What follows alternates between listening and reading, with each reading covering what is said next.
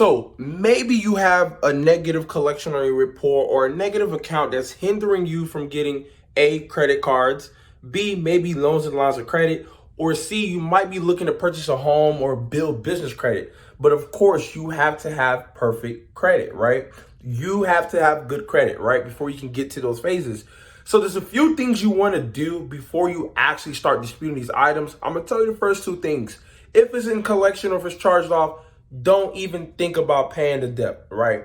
They already broke the law, right? The second thing is, before you actually even pay a credit repair company, there's a few things you want to do before paying these credit repair companies, because you want to make sure they can either get it removed properly and correctly where it don't report again.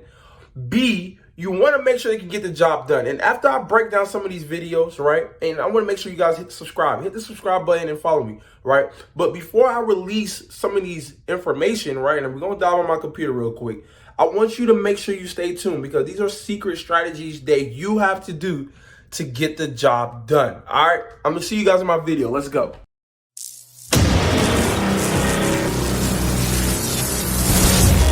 Right now, but there's three top things you guys want to know before disputing any negative account from your report.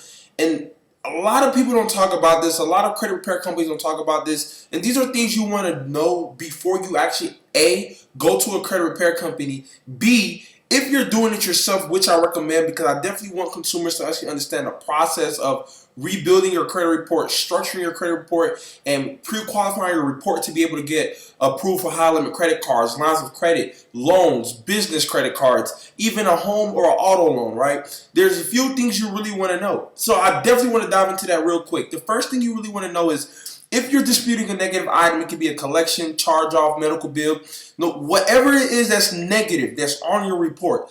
The first thing you want to do is you want to look at the top 12 bureaus. Of course, we all know Experian, Equifax, and TransUnion.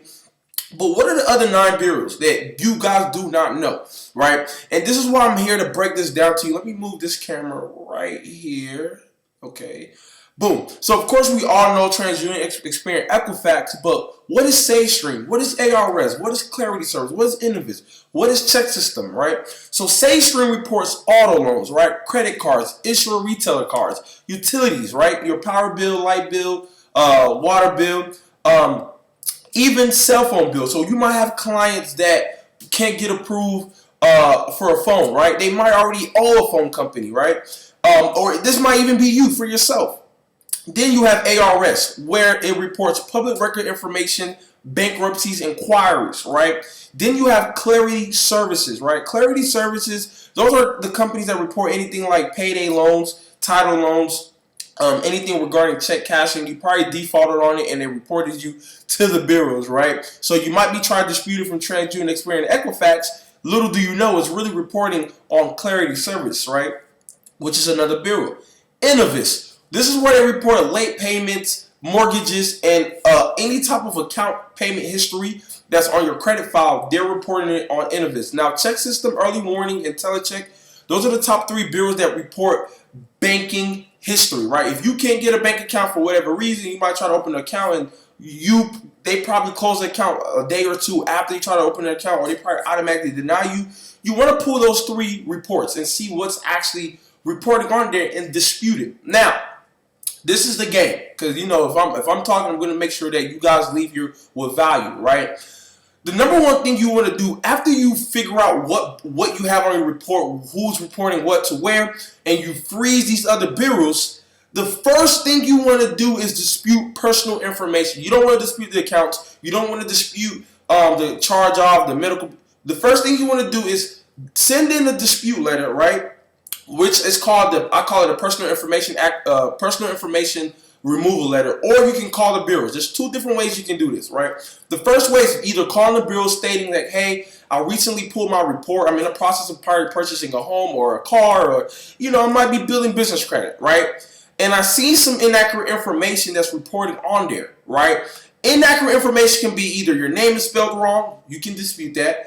Date of birth is inaccurate, you can dispute that. Addresses, you can dispute that. Now, that third part, addresses, is the key. when it comes to credit repair. And people, like I said, a lot of companies don't talk about this. A lot of people don't know about this. And you might probably already disputed an item that recently came back verified. And I'm going to tell you why it came back verified. The only how the bureaus can verify an item is by either documentation or by address. 50%, 60% is by address. If you have a repossession on your report right now, right? Let's just say I have a repossession, right? God forbid, I'm not jinxing myself. But if I had a repossession, and I'm trying to remove this repossession, of course I'm not going to go straight and try to dispute the repossession because I know the bureau is going to verify me. How is the bureau going to verify me? The bureau is going to verify you by your address that is tied on that application when you apply for that card. Or it might be a credit card, right? That address that is tied to that credit card. You want to remove the roof, the foundation of the account.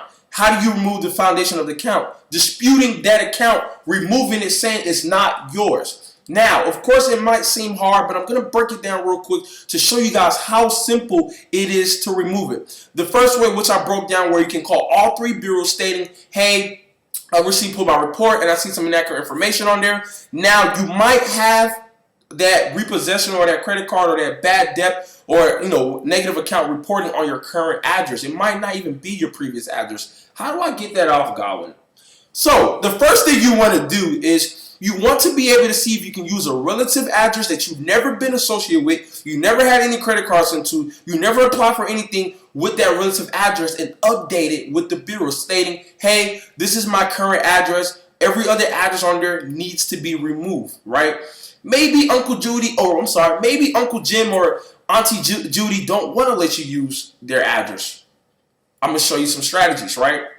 What you can do is, there's a website called iPostal One, right? We use this for our clients. We use this for my part. Everybody uses it, right? Now, they have other mailing services out there like Regis and stuff like that, which is cool.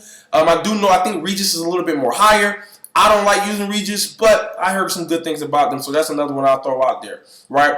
But once you go to iPostal1.com, iPostal One is a virtual mailing address, right? Now, of course, you can use iPostal One for a whole year. I think it's like $99 for a whole year, but you're not going to really probably need it for a whole year, right? If you're doing this the right way. Of course, there's different strategies when it comes to disputing after you do update the address, but this is the important key. This is the important key, right? So once you sign up for the address, of course, you're going to be able to see all the mails that the bureau send over to that real address. They're going to send you an image. They're going to send you an alert. Literally, it's a gold mine, right? Now, of course, once you get the address, the number one thing you want to do, right, is you want to call either your insurance company, your utility company, say, hey, I want to update my address that's on my bill, right? And when they update the address, which I kind of recommend doing an insurance company because they can actually send you a binder or stating that this address has been updated. With your new binder, and it has a proof of address so that you can send that into the bureau, right? If you're doing via mail dispute, right? Now, when you do that, now you have a new address that's updated as your current address that has nothing negative tied to it, right? Of course, if you don't have nothing negative tied to it, you're in the clear, right? So now what you do is you go back and you dispute all those addresses that's tied to the repossession, that's tied to the negative accounts, right? Dispute everything, clear it all out, and just keep your current address, which is your iPostal One or your Uncle Jimmy or Aunt Judy address, right? Once you get that cleared, you just knocked out 70% of the things that companies don't do and people don't do to get those negative items removed from the report. Now, when you go into the disputing phase, because the first phase is, figuring out which bureau is reporting what item, right?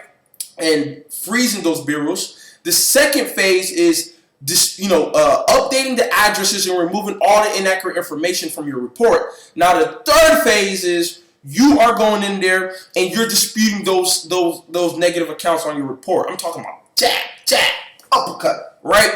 That's how you do it, right? That's how you do it. Of course, everybody's report is different, so you might have to send out the first round, the second round, the third round. By the time you know it, you have all those negative items removed from your report, right? If you guys think I release some knowledge to you, I want you to at least hit the subscribe button, right? Share this video, right? Because you might have some friends out there, or you might have somebody out there that's looking to clear some negative items and really build their foundation in 2021, right? The key is turning credit to cash. Let's scale with credit, right? Let's scale with credit. Make sure to hit the bell notification on in case when I keep dropping this bomb, because I'm going to start dropping some sauce on here. I'm going to start giving you guys strategies on how to turn credit to cash, how to, remove inquiries in 24 to 48 hours. Serious methods that people don't want to do, right? So if you do like this, make sure to hit the subscribe button. I will see you guys in the next video. I'm so excited that I'm giving out away knowledge like this to help our people and help everyone out there win and take their credit to the next level. Let's scale with credit. Peace.